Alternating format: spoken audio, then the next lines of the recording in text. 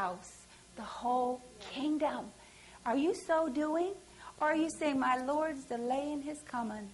I just am helpless victim. I try to change these thoughts of mine, but my thoughts just keep taking me away. You see, you have the authority, and the first step is to believe it.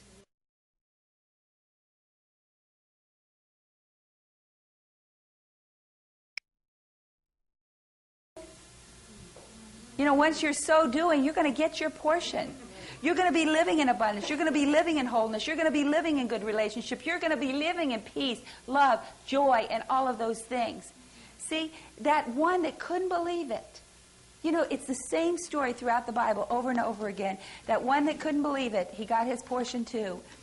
In Matthew 6:21, it says, listen to this, and we used to use this for offerings because we want you to give a lot. Now listen to what it says. It says, where your treasure is, there will your heart be also.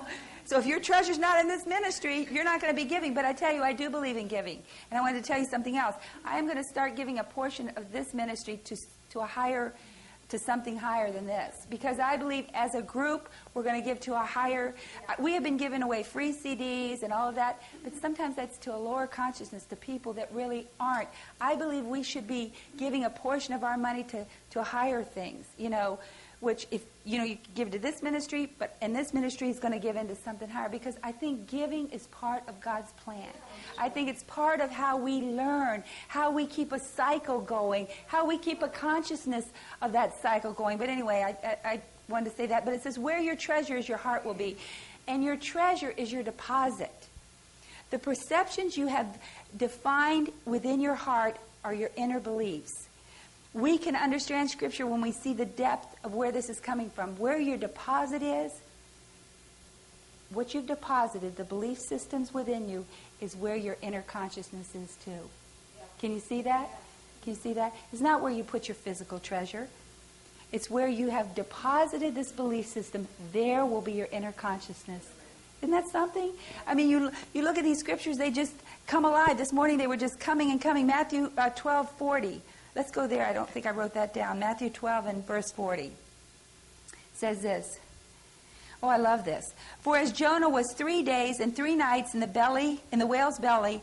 Now listen to this. So shall the Son of Man be 3 days and 3 nights in the heart of the earth. Get it?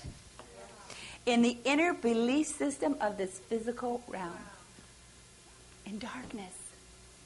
In darkness. It was a belief system that captured Christ. It wasn't just a physical earth, but he was in the heart, where the heart perceived that physical plane, in darkness for 3 days and 3 nights. The inner consciousness of man. Isn't that big?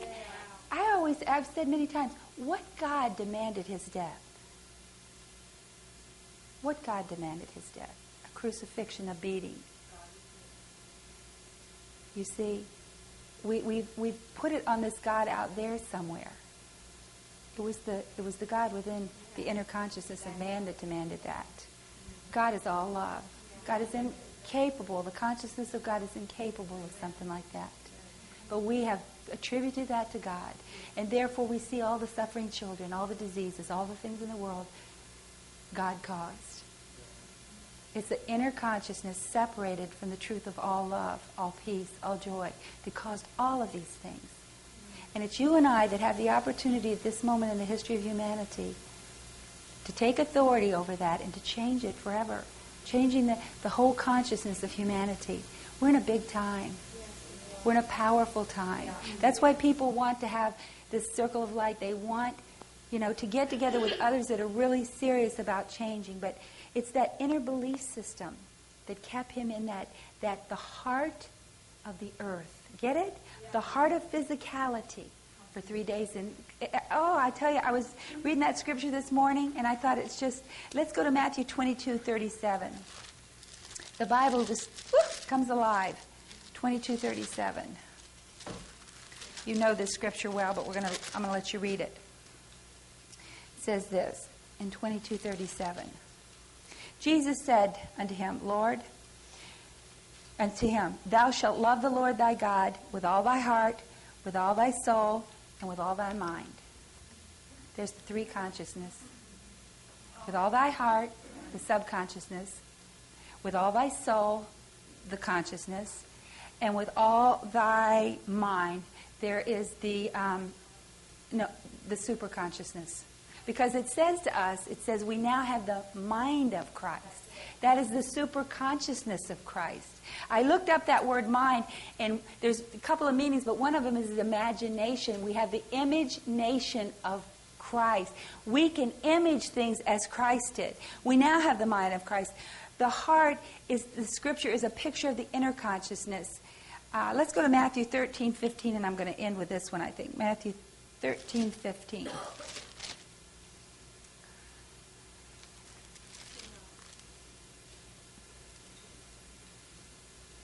Oh, I've already read this, but I'm going to do it again anyway. It says this, "For this people's heart is waxed gross, and their eyes are dull of hearing, and their eyes," this is a good one to close on, "and their eyes have closed." And we know this is all spiritual seeing. Your spiritual ears have closed, your spiritual, "lest at any time they should see with their eyes, hear with their ears, and should understand with their inner consciousness, their heart, and should be converted, and should heal them," and I should heal them. See, once our inner consciousness, we begin to understand with this inner consciousness, wholeness is going to come into our life. This is the subconscious mind. "For this heart was waxed gross." What was waxed gross? A belief system of humanity.